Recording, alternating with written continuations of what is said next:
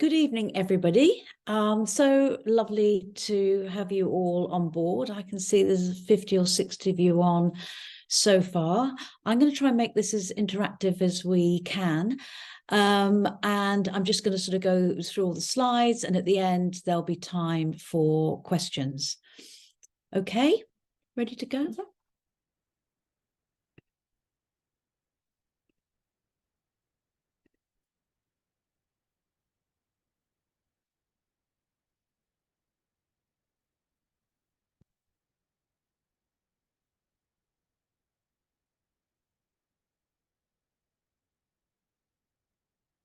Thank God Rebecca's doing this, because I would be absolutely hopeless.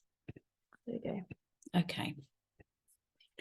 So many of you will have been on this journey for quite a long time. Some of you will just be thinking about starting. So you'll all be at different stages of the journey. And I think this is quite an interesting slide, because fertility is like navigating a maze. You know, so many of the women I see, they've taken lots and lots of different steps, and many have reached dead ends, and you start again. So it is a really difficult journey. But part of the thing I want to get through tonight for me is getting that sperm to the egg is the most important thing. And as far as I'm concerned, it doesn't matter how you do it, as long as it's a success for you. So I'm going to start tonight with this. I'll tell you a little bit about me, and many of you watching this evening will know about me. So I'm a midwife. I've been a midwife for 40 years. I'm an acupuncturist. I was a founder of Zita West Clinic in London, which I no longer am part of. I'm author of 9 books, 9 months pregnancy, a mother and a grandmother, and I've helped a lot of people get pregnant over the years with my holistic approach. And it's quite interesting, because when I started out on this journey, I had my second child, and I suffered postnatal depression, and he's coming up to 35. So you can imagine 35 years ago, there was no Dr. Google, there was no way of finding any information out at all, apart from books. And there were very, very few books on depression at the time. And that's what started me on my journey. Acupuncture helped me enormously. So I trained as an acupuncturist, and then I started to look into nutrition, and then I set up the products. And, you know, you can imagine all those years ago, I was, I had to sort of fight my way through seeing women and what there was no evidence for this or that or the other. So it's great now to see that a lot of these therapies, a lot of the supplements, they do have the evidence to support them, and I'll be talking about that a bit more this evening.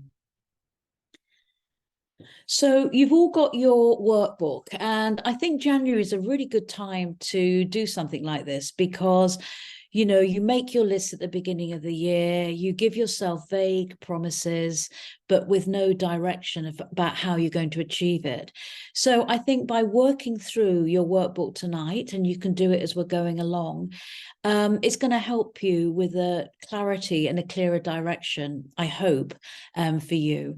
But it's important as well to understand that you don't have to make all these changes at once. You just need to focus on where your weaknesses lie, and then write down how you're going to get to the next steps to where you need to be. So fill this in as we go along, and there'll be questions at the end. Okay. So when I am consulting with women, there's certain things that I look at and I ask them about. And one is age. Age is the biggest factor when it comes to fertility. And also the tick-tock of the biological clock.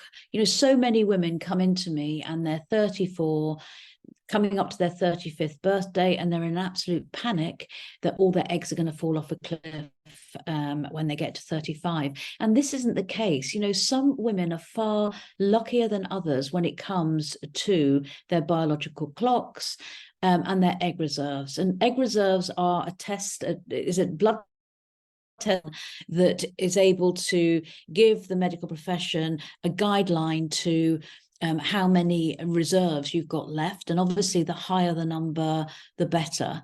But, you know, if you're young with a lower egg reserve, you're still young and your eggs are younger and less likely to have a lot that are chromosomally abnormal.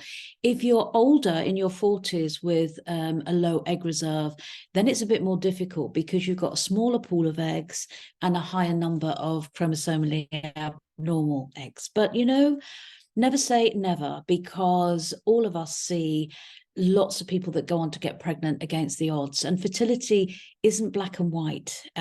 There's lots and lots of shades of grey, and that's what I want to get through to you this evening. Also, there's the delay in trying for a baby.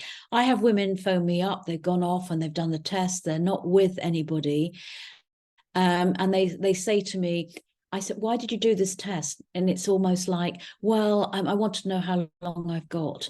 These tests don't tell you how long you've got. They give you one marker. So there are other tests that you will also need to see if you're ovulating, if your tubes are blocked.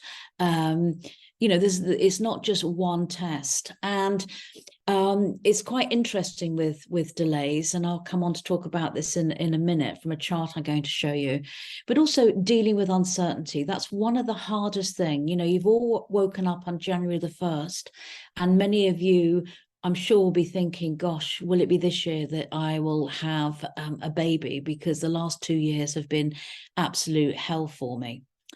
So looking at the delays, and I'm just saying this just to sort of get you to think, especially those of you that are just about to start to try, or thinking that, oh, I just want to leave it. I'm 32 now and I want to leave it till I'm 34. And you can see from this little infographic is that on average, and I spend a lot of time managing a woman's expectations, on average, it can take 8 to 12 months to conceive. And so some women are in a panic immediately after 2 or 3 months if they haven't conceived. And so you get pregnant, and then a miscarriage is so common. You know, one miscarriage is very common when you first start to try. So that will bring you up to 1 year. And then the next stage, you keep trying again. You might go down an IVF route. It might not work. So you can see, you can go from 32 to 35 very quickly, or 35 to 39 really quickly. So I, you know, come up with a plan, and I think it's important that you're strategic about what your next steps are. And I know that this isn't easy for everybody. I know that if you're on the NHS, and I'd never take anybody away from doing the NHS, you know, it can be expensive, and you will need some money for tests, but it is doable. You know, knowledge is power, and you can find out some of this information. So, you know, when you look inside the mind of a woman that's trying for a baby, one of the questions I always ask, because I'm a huge believer in mindset, no matter what anybody has told you about your fertility. And it's very often, well, you know, I'm lucky to have a baby. I feel so alone in my thoughts. People keep telling me, relax, it will happen. That's the worst thing you can say to a woman trying for a baby. I thought I'd be over the moon to be pregnant, but I'm so anxious. And this is quite common in the field I'm in, where women know everything about fertility, everything about IVF. And the minute they get that pregnancy test, they're happy for about 5 minutes, and the anxiety steps in. You know, being in the work situation where people are announcing they're pregnant, it's hard for you to understand that. One of the questions I always ask is there anything in your psyche that's stopping this from happening? And very often it's a termination you had many years ago, and you're worried that that has affected you in some way, physically and mentally and emotionally. It's your last chance of getting pregnant. And also, you know, when you first start trying, it's exciting, but give it 6 months, 12 months, it's really, really difficult. And you know, the mindset is really, really important. And when you're telling yourself these stories about it's not going to happen for you, you've been given a label of geriatric eggs, or, you know, or the fact that a voice of authority told you when you were 16 you had polycystic ovary and it wasn't going to work for you. So there is so much that is all consuming when it comes to trying to get pregnant and making, you know, IVF work. And so, you know, like the challenges that women face and the negativity is, you know, dealing with the tick-tock of the biological clock. Also, you know, you start off, like I said, excited, and very soon your life is on hold. You lose your fertility on every level, creatively, you know, confidence and courage and compassion, especially self-compassion. Any woman I ask about how their heart feels, you know, how they love, how they connect, they're great at giving love and attention to everybody else, but when it comes to themselves, it's self-sabotage. It's berating themselves on every level about why this isn't going to work for them. Not good enough, they're not kind enough. You know, it's quite amazing how women self-sabotage and have no compassion for themselves and not kind to themselves at all. You know, when you're in this stir, it's very, very, you know, women usually are very intuitive, but you start to go down the Dr. Google,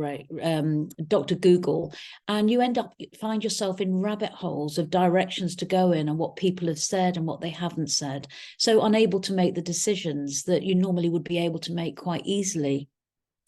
I find that women today look outside and search for the answers outside. They don't look within. They rely on their gadgets, their gizmos, and Dr. Google. There's nothing wrong with that. But for many of you, you will have been on the pill for a long time. So when you come off the pill, it takes you a while to understand what's going on in your cycles, etc. So you know, I do encourage you to look within, and I'll talk more about that as we go along.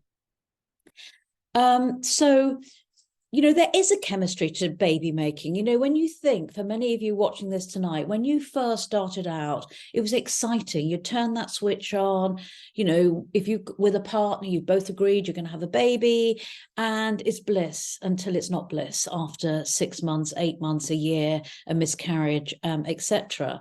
And the monotony does start to come in. And, you know, the whole thing for me is that, you know, yes, you require sex to get pregnant, but also you require energy on every level. And I don't have one woman that comes to me when I ask what her energy like, and she said, oh my God, it's fantastic. You're tired, you know, you're battered down emotionally. So you get your energy that way. Sometimes you make bad choices about what you're eating and drinking. That depletes your body of energy. All the worry that you have is depleting your system. So that's why at the end of the evening, filling in your questionnaires like you're doing, I want you to sort of think about what the next steps need to be for you. You often talk about not having any control. That's correct. You can't control when you get pregnant, but you can control how you sleep at night, your energy levels, what you put into your body, how you manage your relaxation, etc. And these all help build energy on absolutely every level. I often talk to women as well about focus and structure to their day, and what rituals do they have in place, little tiny rituals that just make them feel safe and, you know, in control over everything that's going on. And, you know, the steps before are what I look at. You know, look at the medical, look at exercise, look at sex, look at everything that you need to be able to do. So the mindset for me is really, really important. No matter what you've been told about your fertility, nobody can tell you that you can get pregnant, and nobody can tell you that you can't get pregnant. But what I do know, when you're battered down and you're finding it really, really difficult on every level, you know, your mindset isn't in focus. You know, you can't get motivated. And, you know, when I go online and I look on some of these Instagrams, and it's like telling women to step into your power, you know, you can do it. You can't step into your power if you're low and you're not sleeping and you're tired and you're dealing with uncertainty and it is overwhelming. overwhelming. It's important to understand that fertility is a whole body event. It's not just something that's focused on the ovaries and the tubes. It's everything. All the body systems are interconnected, and the mind and the body work as a team. They follow one another. So, like this little quote says here, regardless of what you've been told, you need to know that your ability to conceive is profoundly influenced by a complex interaction, both psychological, psychosocial, emotional, and all of these come in to work together in order to be able to get pregnant faster. And I often will say to women, you know, those strong emotions that you have of fear and envy and worry, you know, if you can work on accepting your situation for what it is, the fear will go, but it's hard to reach that acceptance. And it's quite interesting over my time, the amount of women that I've seen that have booked in for IVF, and now they start thinking, right, we're doing IVF now, so we don't have to try, or they do try and they get pregnant. Same with egg donation. Oh, we moved on. So, you know, I know that you're sitting here thinking, oh, there's always these miracles around, but it is true. It is true. The mind is very powerful when it comes to this, and it's powerful because you know, you've got the conscious and the subconscious, and the subconscious is working 24 hours a day. It's holding all the things that have happened to you from the past. So the past, the present, and the future are all important in terms of your mind and how you manage this journey. So, like I said, I see fertility as a whole body event. And, you know, when you think about when you worry or when you're anxious or you never think it's going to happen, you know, your stress hormones will go up, the cortisol, and you know, that is corrosive and damaging and can affect your hormone levels and, you know, your ovaries, as can your thoughts and your emotions. You know, the nervous system sends messages from all of these organs all the way around the body and to the brain, and they play a big role in, you know, in your journey. And the fact is that thoughts and emotions have, you know, a huge physical cascade within your body, you know, in terms of how it's functioning and, you know, your energy. The gut now, we know, is really key to fertility, the gut microbiome. So there's a lot you can do there through your diet and supplements to be able to help that. Your energy levels, your heart, that says heat. I don't know why it says heat. It should say heart. Your heart, again, in Chinese medicine, which I'm a huge believer in, your heart and your uterus are linked. And very often when I ask a woman how her heart feels, it feels heartbroken. The cognitive language you use, heartbroken, heartache, heavy-hearted. And, you know, your heart is about compassion and self-compassion. It's an intelligence on its own.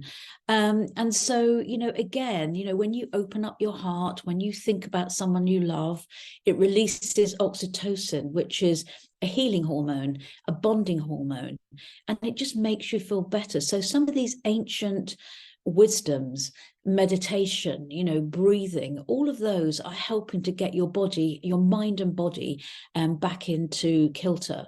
I will talk about visualization. I'm a huge believer in visualization when it comes to fertility and getting pregnant. So, you know, what can you do? You know, like with mind body blocks, there are many things that you can do. I believe in guided visualization. I have started something called HUG, which is heart, uterus, and gut.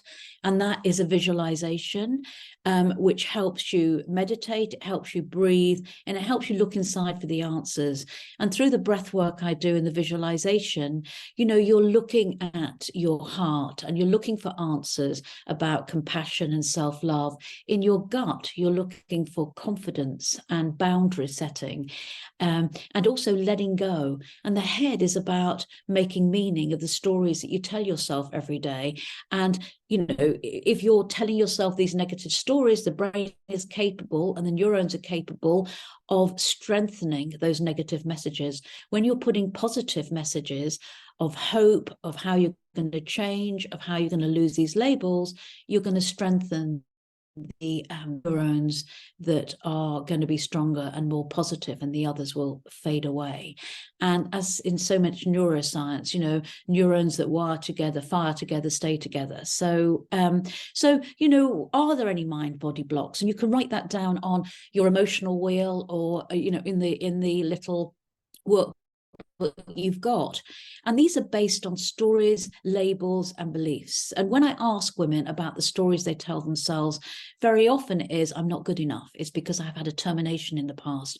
Somebody told me I got polycystic ovaries at 16, and that's why I'm not going to get pregnant.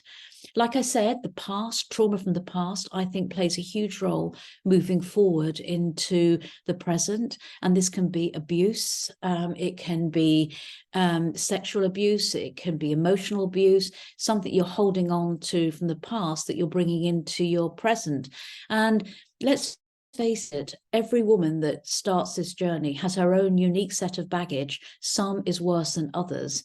And that does need to be addressed. So breathing techniques, visualization, counseling and therapy are very good, and acupuncture and hypnotherapy. And it's finding someone to support you. And so many practitioners do a lot of this support to help women get through the techniques that they use. And there are far more techniques. Probably sitting there thinking, why hasn't she mentioned reflexology or other things? Is because, I was trained in acupuncture and nutrition, and I've used I've made my protocol simple, that they use fewer therapies than going around doing too many therapies for the women that I see.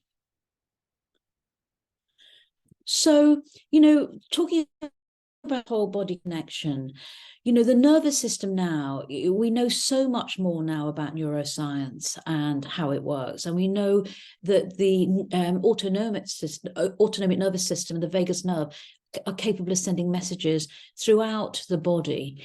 And there is more than one intelligence in the body other than the brain that's capable of making neurons and holding memories and sending messages. And so the brain is all about making meaning, about logic, stories you tell yourself. The heart is your ability to connect and to love and be loved and self-love. The gut is all about courage, decision-making, and confidence and boundaries. And the uterus in the womb is not just about holding a baby with a physical aspect, it's about your creativity on every level. And when your life is on hold, you lose that creativity on every level. Go out, you don't dance, you don't do all the things that make your heart sing. You're just stuck.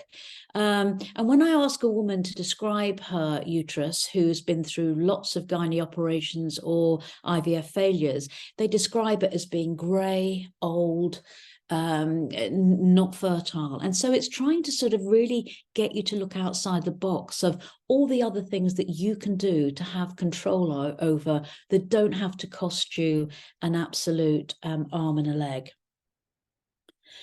So, I want you to sort of reflect now on the charts that I've given you and the notes that you've given. What do you need to change? What thoughts do you need to get rid of, and what do you need to bring in? What's your predominant emotion, and how are you going to sort of manage that? What are the stories you're telling yourself? And please write this down, because it's important for you to look at the end. And what are your beliefs? What do you believe about your situation, about yourself, about how you're progressing in your journey? So where is your focus, and what does it need to be? Looking at those wheels when you're filling them in. What is your focus? What are the areas that you need to look at? Energy wise, is it sleep? Is it procrastination? Is it can't be bothered? And what's the structure to your day? Do you get up and do the same thing every day? I always encourage women, when you wake up, the first thought you have sets your day to be good or bad. So you can change that. If you've had a bad night, you can decide to choose the thoughts you want to bring into the day. And also I ask about a safe space. And where is your safe space? My safe is my heart, and I go back here every time that I'm stressed. It's a place that I know that I can go to, and I can breathe for 5 or 6 minutes, think about somebody that I love, get that oxytocin going, and that makes me feel better. Yours might be somewhere in your house, on a holiday, somewhere that you go that you feel safe in. And this is important if you're starting to feel anxious. So just looking at some of those wheels now, your emotional wheel, see where you scored. And I know that it will vary from day to day, but in the main scheme of things, how happy are you? How content are you? Where does your grief lie? And obviously it's appropriate to have grief if you just lost a baby, had a miscarriage, or your IVF has failed. Are you jealous? Are you depressed? How anxious are you? Is your main emotion fear? Because so many women choose fear and are fearful rather than, and they lose their courage. So it's building up your courage again, which is really, really important. How are you with love and relationships? What's your anger like? Just think about all of these and look at the predominant ones, or the ones that dominate in your life. We can start to sort of look at how you're going to manage that.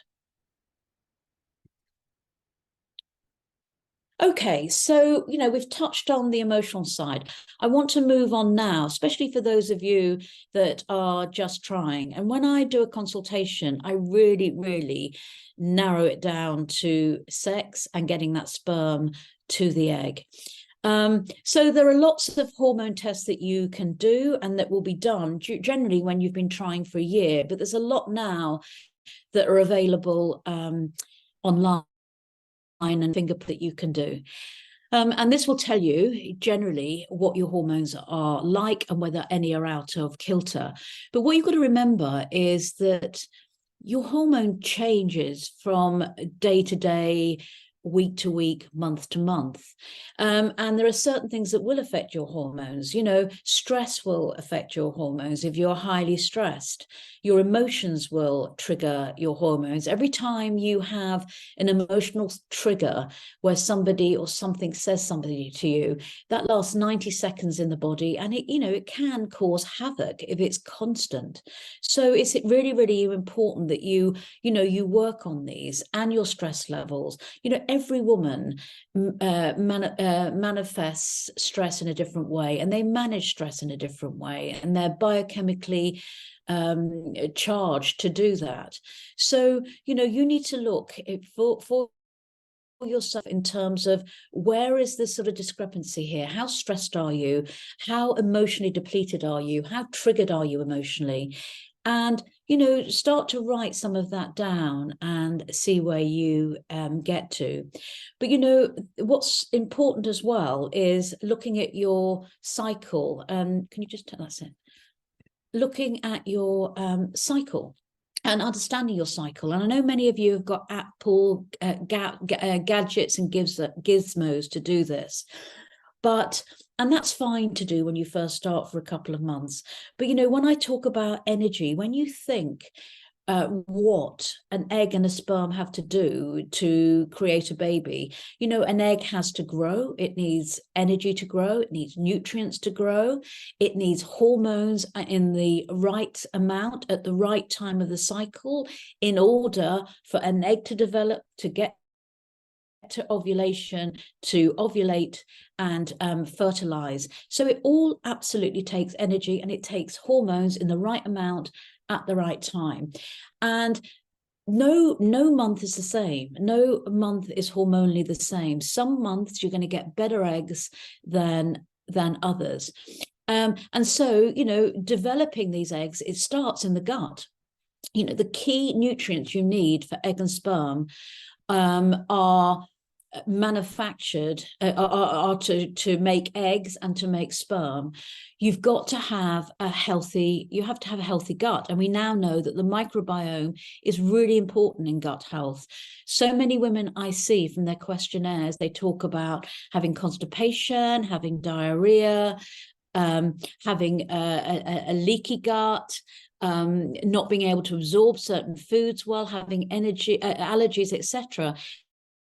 And that affects, because, you know, if you're not getting the nutrients through the gut wall, it's harder to make the hormones you need for healthy eggs and for healthy sperm. So just sort of bear that in mind. And energy as well. You know, when I talk to a woman about her energy levels and what's going on in her life, she's doing things like managing out of a microwave, doing a building extension, doing a new job, traveling all over the world, not having enough sex. No wonder, you know, she's depleted. And the one thing about the body is that it's always conserving energy, always conserving energy. So, you know, if you are under-eating, overeating, over-exercising, under-exercising, stress to the hilt, your body is trying to manage everything. And you know what? It doesn't matter whether you ovulate. You're not going to die if you don't ovulate. So, you know, just think about the energy that is required and what you can do to improve that through your diet, through supplements, through your weight. Being overweight or underweight is going to have an impact. If you've just come off the pill, don't wait to get the pill out of your body. You know, start trying straight away, because studies show that when you first come off the pill, you're more likely to be more fertile. So just bear all of that in mind. It's not rocket science, but understand your cycle. Understand if you've got a longer cycle of, you know, 37, 38 days, you're going to ovulate later in the month. If you've got a shorter cycle, you're going to ovulate earlier in the month. And just bear in mind that those secretions that you get each month in that fertile window, which is 6 days leading up to ovulation. So for example, if you've got a 24-day cycle, day 1 being the day of bleed, ovulation is likely to be around day 12, which means you will have to start earlier having sex in that window leading up to ovulation.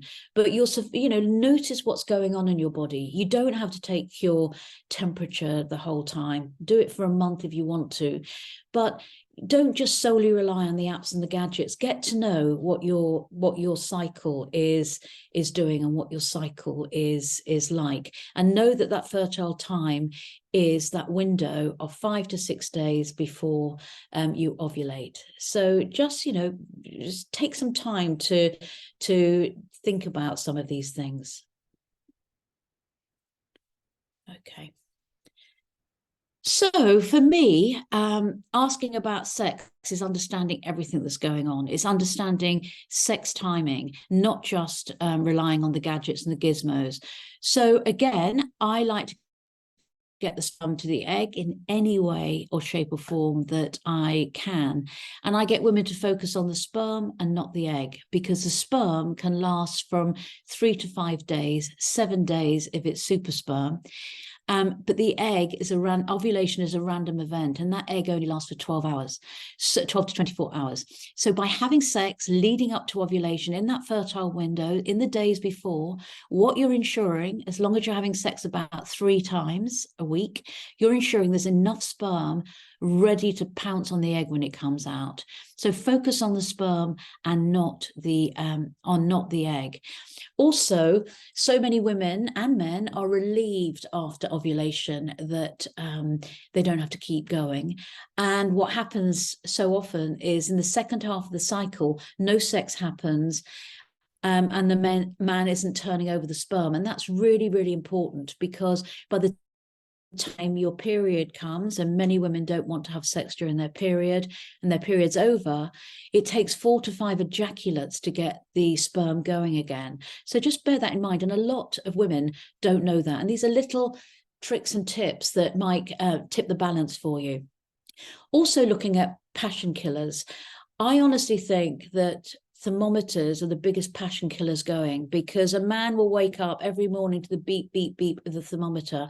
Fine if you want to do it for a month or so, but don't do it all the time, because it's a constant reminder of getting obsessed. And women used to come into me with charts of a year old, and they'd be pointing out when the temperature was up, when it was low, what was happening here.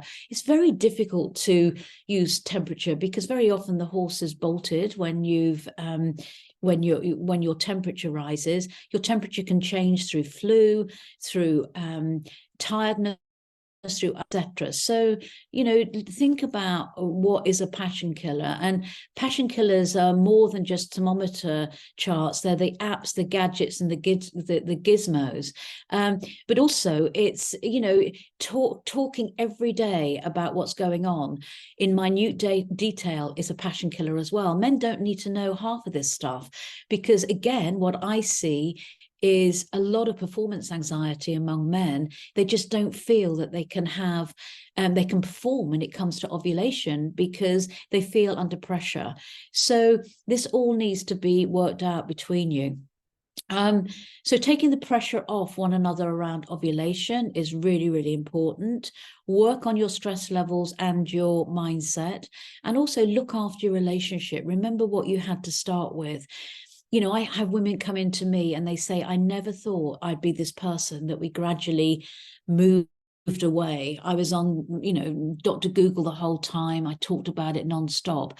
You know, have set certain times aside, but don't talk about it all the time, and don't talk about it in minute detail all of the time either. You know, start to sort of have a bit of confidence and a bit of trust in what you're doing. And I hope that some of this is helping you listening. Okay, so we've just had a chat in, just if you could slow down a little bit if possible. Oh, sorry, I'm talking very fast, apparently. I'm sorry I'm talking fast. I've just got so many slides to go through. That's what makes it difficult. All the recordings will be sent as well. Oh, right, okay. I'm trying to try to slow it down. Sorry about that, guys. One of the things, if you're just starting out as well, is looking at some red flags, because, you know, in this country, you try for a year, then you go and see your GP, who's probably fantastic, but has only got 10 minutes to spend with you. And then you're told to go on X and just try. Well, women want to be proactive, and there are some women that should be seen earlier than others for underlying factors. And so, you know, if you've come off the pill, very often it can take, you can have cycles out of sync for about 9 months. And that's important, because it's important to know that, because it is probably down to the pill. But if you have no periods after the pill, which can happen, it's important you go and get this checked out, especially if you're 35 or so. It could be that there's underactive thyroid gland may be implicated here. Could be that you're overweight or you're underweight, and that's why your cycle is irregular. So, you know, worth getting these checked out. You could be anemic. There could be all sorts of things going on. If you have very, very heavy and painful periods, it may be a sign of endometriosis or fibroids. So again, it's worth getting this checked out as well. One of the questions I always ask every woman is, at what point did your mother have a menopause? And it's different. You know, many women had hysterectomies years ago. That wasn't an early menopause. That was something that was done back then. An early menopause is when your mother is around sort of 35 to 40, because on average, menopause starts when you're 50. And it's important because, remember earlier when I talked about the delays, if you're 32 and you knew your mum had an early menopause at 36, you really need to get on with having a baby, because it may be hereditary and it may happen to you. And again, you know, there is the perimenopause, which all women go through 10 years before their menopause. So likely, if you had a menopause at if your mother had a menopause at 50, 40 for you is the perimenopause, when you'll start to see some changes in your cycles and your secretions, etc. So just bear all of this in mind. I talked about the pill, post-contraception. Really important you keep an eye on things when you come off the pill. For many, it's absolutely fine, but for others, there may be issues around this. Any spotting between cycles is important that you get checked. It may be a link to cervical cancer, so important that you get that checked. It also might mean that the hormone progesterone is low. Age, I've talked about, and you know, women don't look their age today, they look much younger, but it doesn't mean to say that ovaries are younger. So if you are 38, 39, you've got to sort of think realistically about, am I trying, really trying to have sex to get pregnant. I'm going to work out on a plan that I'm going to give it 6 months. If it hasn't happened in that time, and I've really been having lots and lots of sex, you need to start looking at some help, and that can be in the form of IVF. And it's important that you don't look back and you have any regrets about what options are available to you, because as you get older, your options narrow down and down and down. So perimenopause, some women have a very early menopause because they have ovarian cancer or genetically something has gone on. And, you know, this is difficult to have lots of options when it comes to this, but I've still seen it happen. Okay, lifestyle. Lifestyle is really important. And many women, when they try for a baby, they try and change everything in a week, and it won't work. You know, you've got to really focus on where your weaknesses lie. So work-life balance isn't just about your working life. It's about everything. It's about how you sleep. It's about what your energy is like, how you're managing your career, what's going on for you.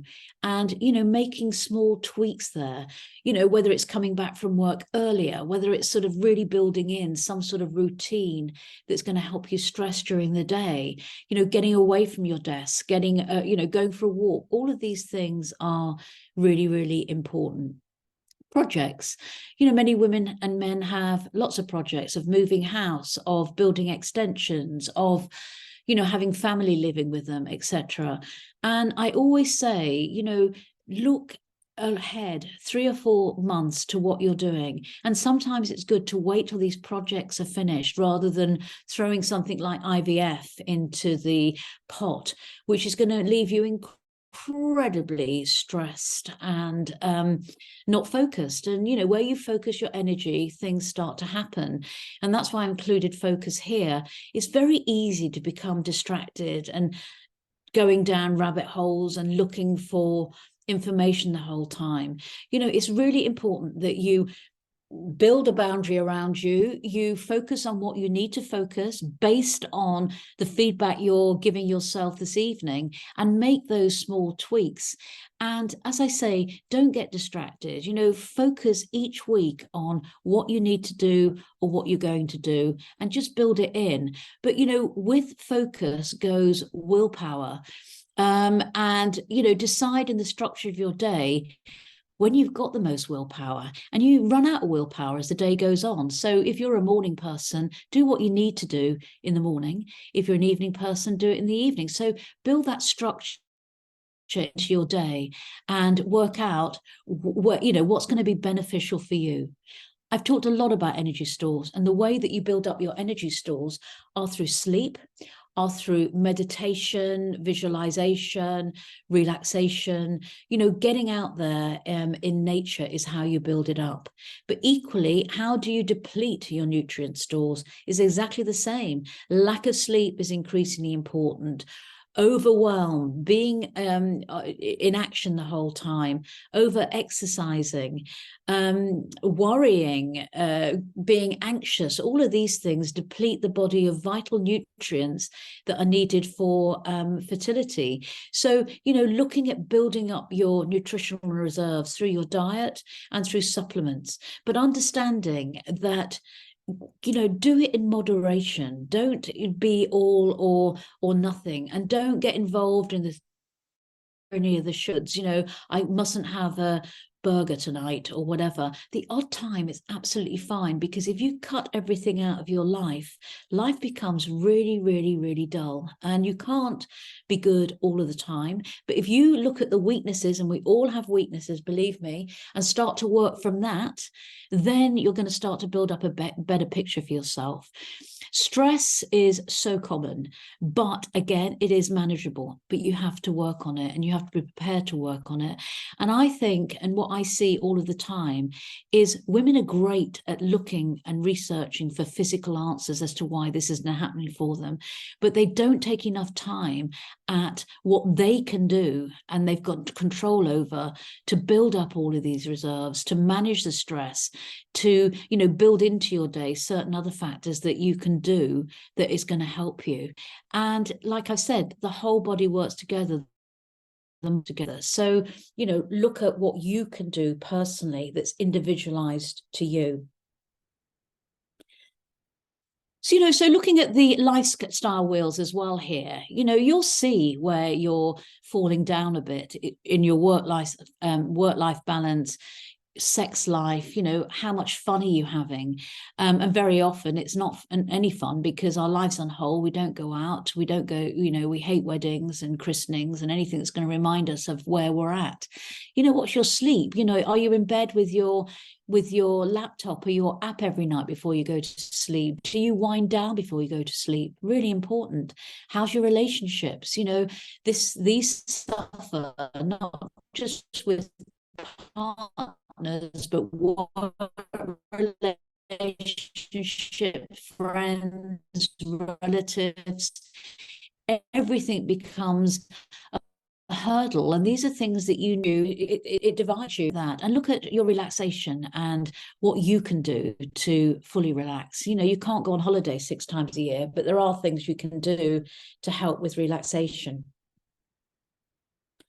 Okay, so we've got a bit on nutrition. There's not a lot because there is so much information. I've written 2 books that are really good. One is called Eat Yourself Pregnant, with great recipes in. The other is called IVF Diet, and that's great as well. Sadly, it doesn't have the pictures to the recipes, but it's still a cracking little book.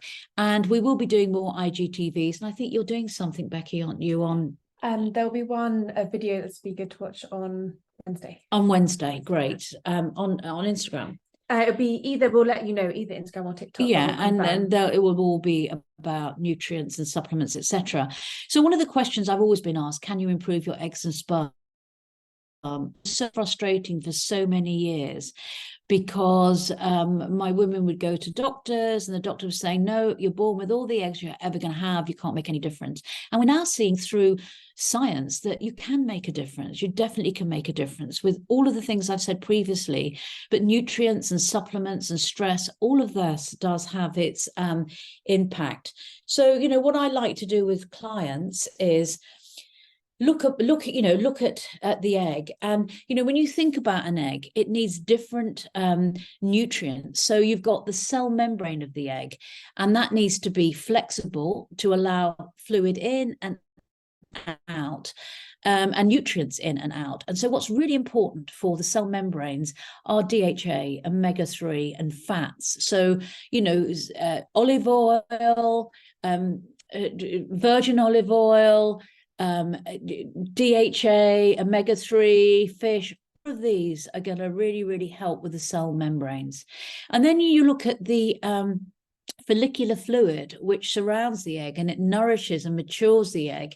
It needs inositol, it needs vitamin D, and studies have been done to show that if your vitamin D levels are optimum, you stand a better chance of IVF success.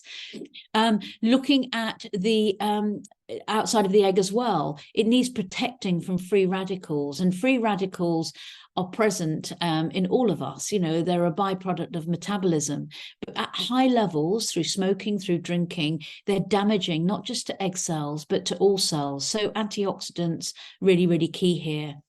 Then looking at the cell nucleus, folate, not folic acid, folate is really key when it comes to the genetics. And when you think about the role of sperm, the one important job it has to do is to deliver the genetic material into the egg. So, you know, you want that to be as healthy as possible. And the egg as well is 550 times larger than the sperm, and it needs energy.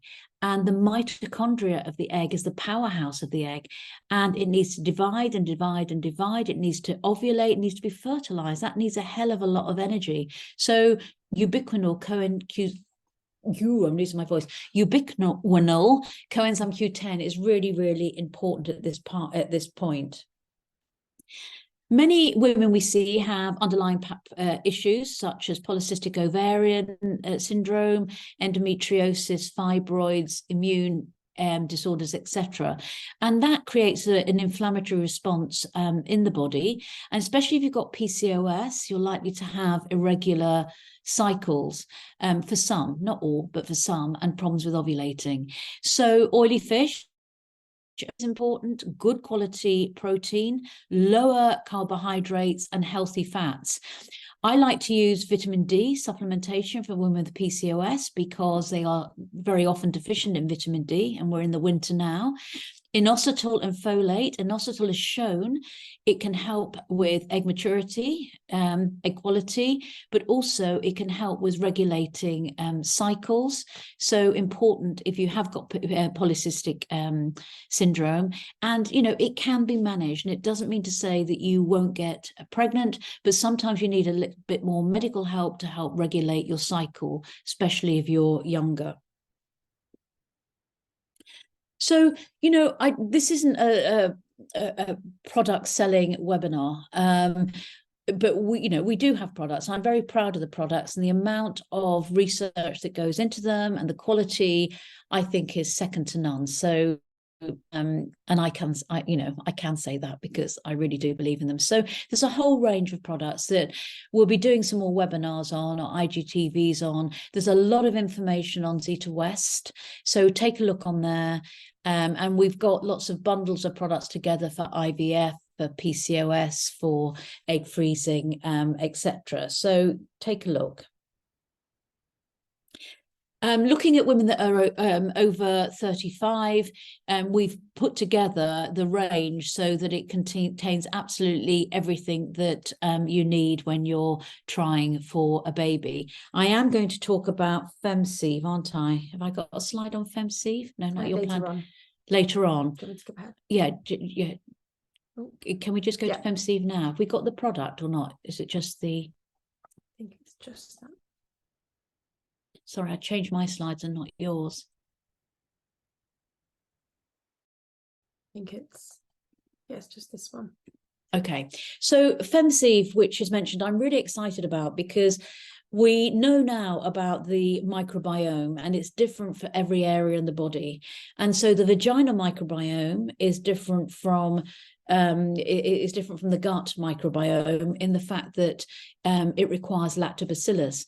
But FemSeive is really good for women with bacterial vaginosis, women that have repeated urinary tract infections. It puts the vaginal microbiome back into balance. But also from the studies that they've done, it plays a really, really important role in implantation. So it's really, really key to take this. So read up on that as well, because the female microbiome and the male are really, really key when it comes to fertility.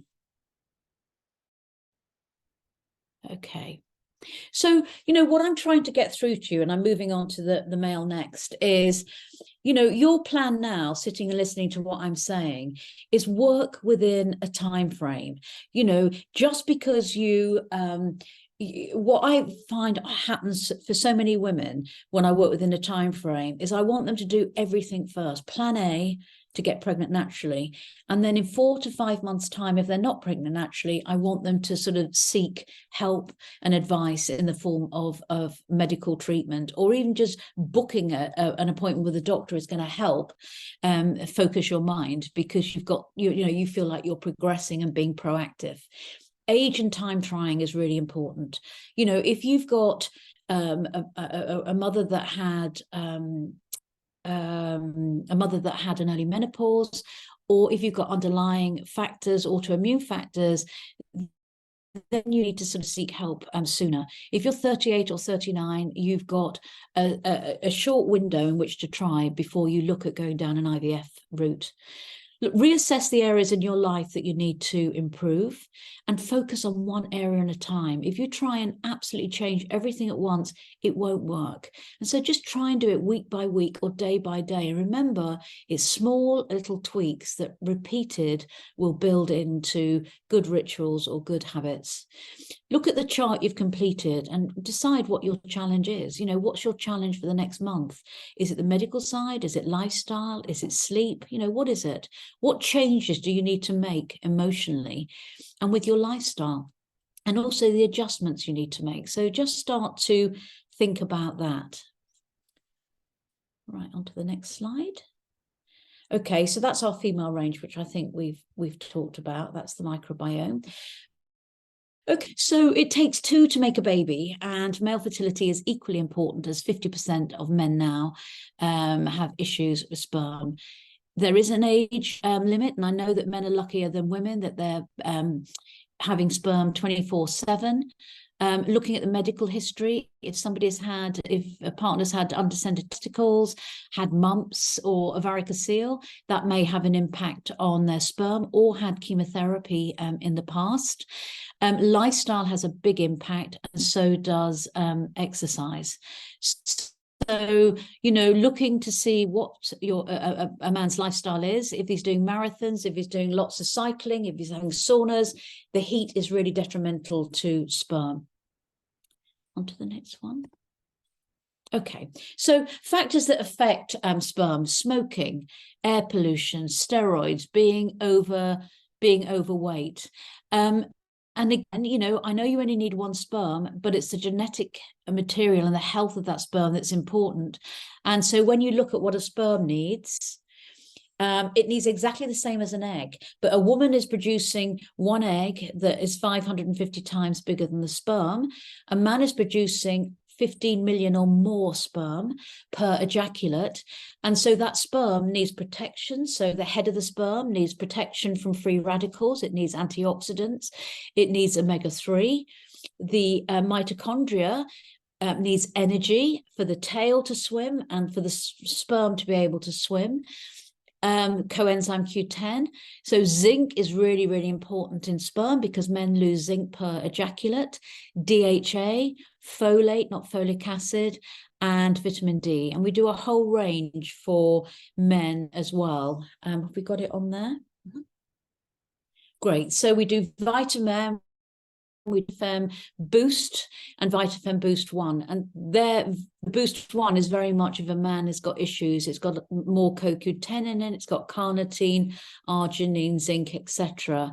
Inositol and folate, the ubiquinol, the mensive, and the psyllium husk.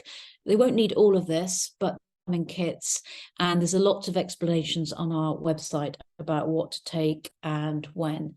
So men have a microbiome in the semen as well, which was news to me. And mensive, again, has been really, really well researched. And a 21-day course can help reduce the load of bacteria that can trigger inflammation and impaired testicular function, as well as helping to increase testosterone and performance. So some of the studies that have been done here show that 1 in 4 couples who take longer than average to conceive, the causes around 40% of cases lie with the male partner. So it's well worth looking into this if you're having issues or your sperm parameters are low. Okay, so what changes are you going to make tonight? I'm probably going to find out after this. And now we're going to sort of move on to questions. So thank you so much for listening. Oh, hang on, I've got a few more slides. Oh, yeah. Sorry about this. So if you are preparing for IVF, I want you to think about mindset preparation, the health of the egg and sperm, building up your energy reserves to get through those hurdles, and prepare within about sort of like 4 to 6 weeks if you can. Okay, so I see lots of clients, and I'll talk about that at the moment. Rebecca and Isabel both do free 15-minute consultations, not medical consultations, but if you've got a question, can I take this with this, or what's the best thing to take? It's well worth booking a free 15-minute consultation just to be able to have your questions answered.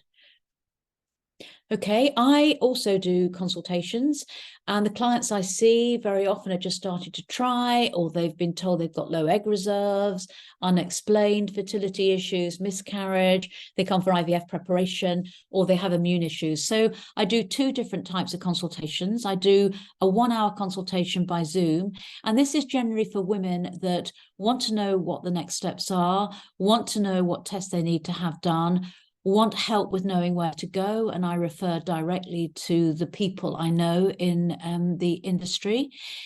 And the second one is a 2-hour consultation, and that is one-to-one, it's in person.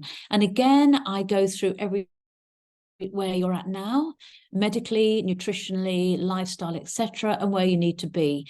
And we do a lot of work on you, a coaching session, which looks at HUG, the heart, uterus, and gut. And it helps you with your mindset and to change your mindset. I do a guided visualization that's specific to you, and then support you thereafter. So if you want to do this, click on the link on my bio. There's a lot of information on there. And there's a link to Philippa, who is my PA, that will book you in. So now it's time for questions. Oh no, I forgot my visualizations. My God, I'm going mad. So when I talked earlier about visualizations, these visualizations are based on ancient wisdom and neuroscience.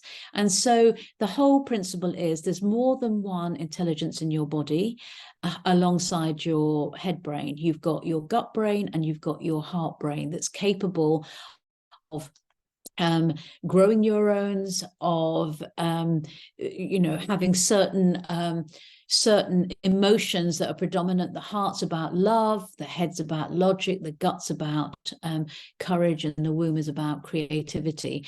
And it's about doing a visualization and talking about to yourself about the challenge you face, and messages being sent around the body, and you looking for the answers within.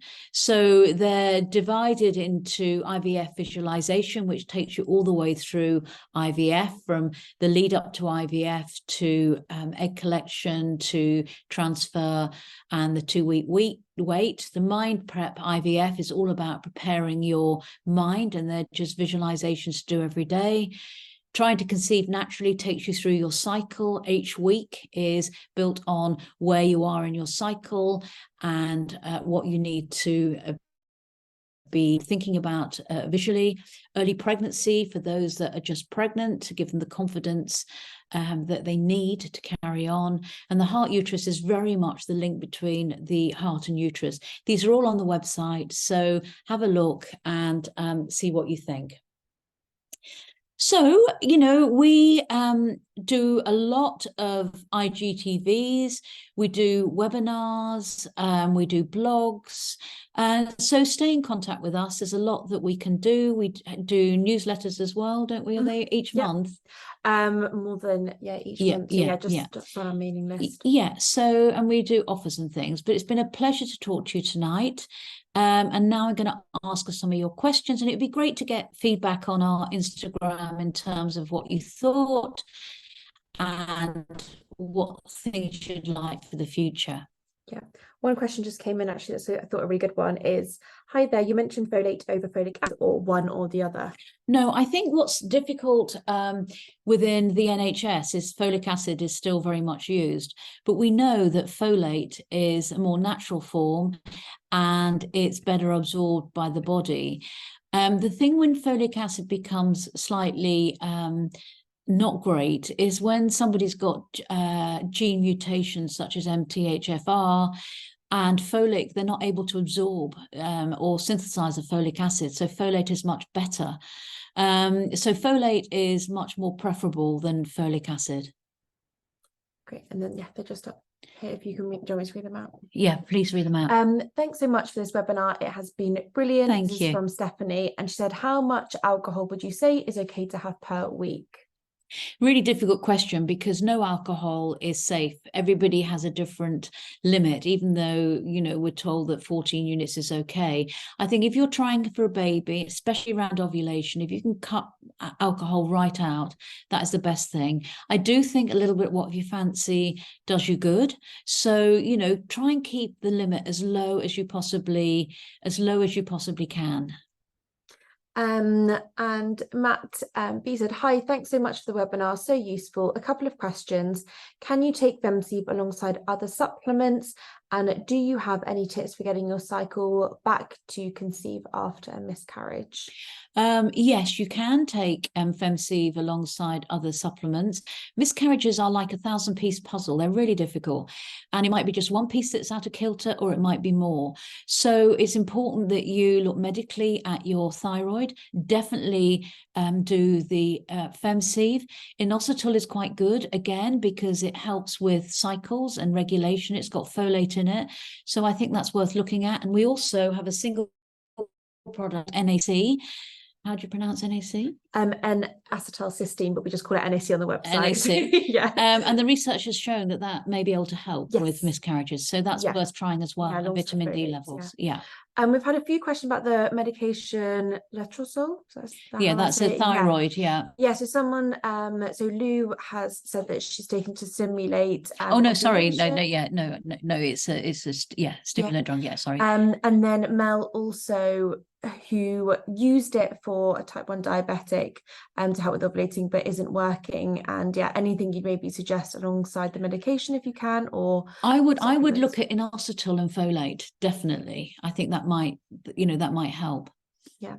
Do you know if having a history of ovarian cysts causes fertility issues, from Emma?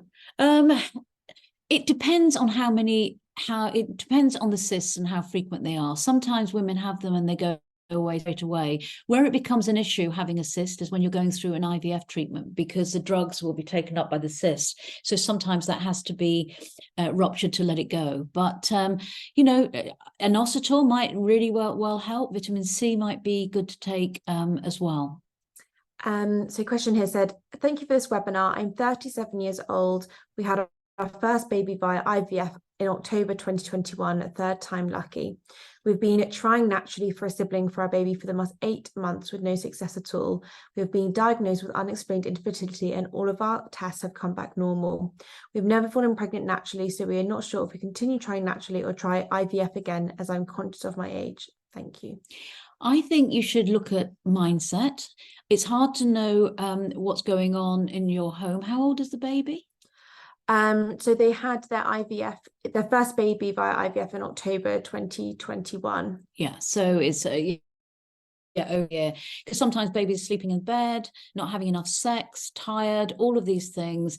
Thyroid can sometimes go out of kilter. So do look at your mindset, but also think about supplements that you're taking. I don't know whether you're taking any or not. I think FemSeive is worth taking. The inositol is good to take, and just see what happens. Make sure you're not anemic, because again, sometimes it's some of these little tweaks that are needed to get you back on the road again.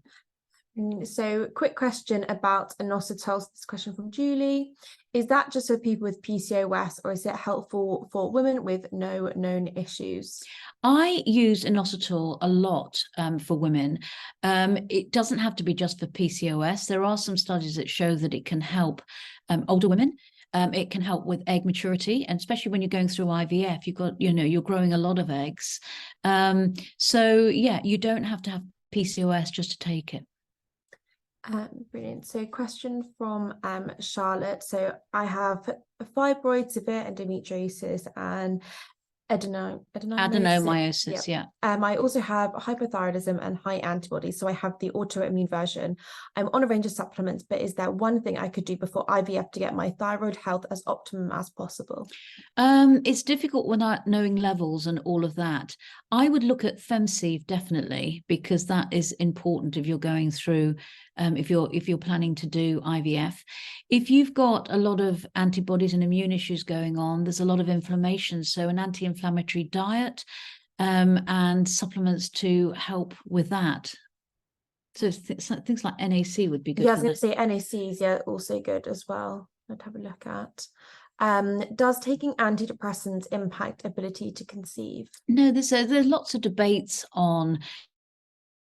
There's lots of debates on this. Obviously, if you can cut down on your antidepressants, it would be good. But if you can't, I'm amazed sometimes the amount of women I see that are on antidepressants and go through IVF successfully. But it's best probably to ask your doctor. I don't know your individual circumstances as to why you're taking them. There may be ways that you can cut down or come off them. Yeah, and then when can you start trying again after a miscarriage at 5 weeks? I think, people used to tell you to wait 3 months. Depends on how old you are. When your period comes, start trying straight away. Don't leave it if you're older. Do your best to build yourself up emotionally, take your supplements, your diet, and try again. This is from Lucy. How many times should you be trying to conceive during your window? Is it every other or every day? It doesn't matter. During that fertile window, as long as you're having sex at least 3 times a week, and the fertile window is almost a week, you're ensuring that the sperm is getting up into the fallopian tubes for when the egg's released. You can't have too much sex. If you want to have sex every day, that's absolutely fine. Great. And then, is it safe to have sex during the 2-week wait? Yes, absolutely. Brilliant. Apart from when you're doing IVF, but if you're trying naturally, it's fine. But just not IVF. You shouldn't. Yeah. Okay, so my husband struggles to take tablets. Can he take the supplements in any other way? The powder we do is good. The vitamin boost is a powder, and that can go into juice or a smoothie, so that's absolutely fine to take. The vitamin is just one tablet, because men don't like taking tablets generally. Sorry to generalize here, but yeah, that's fine. Yeah. So Gemma said, thank you so much for this. It's been really helpful. You mentioned it's best to have sex 3 times a week. Should this be every few days? I've heard it's best for sperm to wait 48 hours in between. No, if the sperm isn't affected, you can have sex as often as you want. I think what's important that it doesn't become mechanical, and there's some passion there if you can. So, don't worry about this and don't obsess about it. Yep. So question here from Hannah about testing hormones and sperm, and how often should you retest? What does that say? How important is it? Oh no, where? This one, sorry, yeah, in terms of, so if you've done like a hormone or sperm test, how long should you wait before you test again? It depends on what the results are. So if you had a sperm test and it comes back really bad and low, then you would repeat that test in a couple of months' time. Usually most clinics or most doctors will look at your blood tests, and if they're over a year old, they generally repeat them unless something has come up with them. And can you reduce insulin resistance naturally with PCOS? Can insulin resistance cause miscarriages? Insulin resistance is a difficult one, but through diet, through low carb, through exercise, all of that is going to help. Making sure your diet's okay, sugar, all of those things are detrimental. Is there anything I can do to prevent recurring uterine polyps? Can women fall pregnant with a polyp? Depends on where the polyps are and how big they are. So that is sort of something for a medical person or for a doctor. Yeah. I've PCOS, and consultant has advised clomiphene. Yeah. I was hoping naturally, however, after 1 year, this has not happened. What are your thoughts on this? Well, it's sad when you've done Clomid for a year and it hasn't happened. I would try inositol and folate. I don't know how old you are, but I think it's important that you move on to another level now, which could be ovulation induction or even IVF. How important is it to keep warm? I have very, very cold feet, and I was told that's the reason why I'm not getting pregnant. What should I do as a cold person? I've always had a poor circulation since I was young. I think, having tests for thyroid, it could be linked to thyroid. Yeah. And, in Chinese medicine, keeping your feet warm is really important, because the the kidney meridian starts in the feet. So wear socks to bed and keep them warm. Yeah. Is inositol only for those with higher AMH and should be avoided in those with extremely low AFC, also taking DHEA? No, I think, inositol is good for eggs generally. If you're taking DHEA, that sometimes can cause issues with spots and hair loss. But on the whole, I think it's good to take if you're older. Yeah. And can you recommend a low-cost acupuncturist? I was using a low-cost clinic, but they are closed.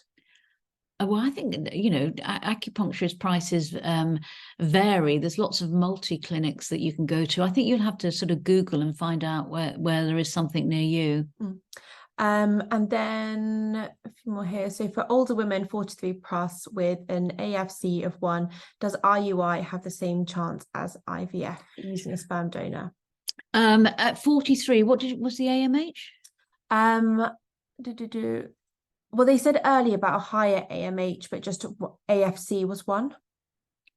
So 43 with an AFC of 1, see, the difficult thing is with being 43 and a low AMH, like I said about egg reserves earlier on, IVF is not likely to work, because the chances are that stimulated and you've got low egg reserves, you don't have many eggs, so the chances of getting to a cycle or to complete a cycle and to get pregnant is really, really low. So you'd be totally wasting your money. I don't know what your hormone levels or anything else like that are, but it's, have a word with your doctor and see what he says. But I wouldn't waste money on IVF and sperm donation. I would look to do other things. And this is a really good question. Is there enough folate and vitamin D in your VitaFem capsules, or do I have to take additional supplements? Well, you can answer that one. Yeah, so there is the NHS recommended intake of folate, so that's the active form of folic acid in VitaFem. There's also a really good amount of vitamin D. However, during winter, we would really recommend taking the vitamin D spray on top, as Zita mentioned earlier. So important to have sufficient vitamin D. Brilliant. I think we're coming to the end now. So thank you all so much for coming on tonight. I hope this has helped you, and I will be doing more. So, and there is a recording, isn't there? So yes, yeah, we'll send the recording. And if we haven't got around to your questions, sorry, there were so many that came through, then please pop us a message to our customer service at zitawestproducts.co.uk, and we will get back to you. We'll either pass the question on to Zita, or Isabel, our amazing nutritionist as well, might be able to, well, I'm sure, yeah, we'll be able to answer it so we can get back to anything. And yeah, we'll send the recording. Oh, thank you for all your thank yous, and give us the feedback as well. That'd be really good. Okay. Bye-bye, everybody. Thanks, everyone.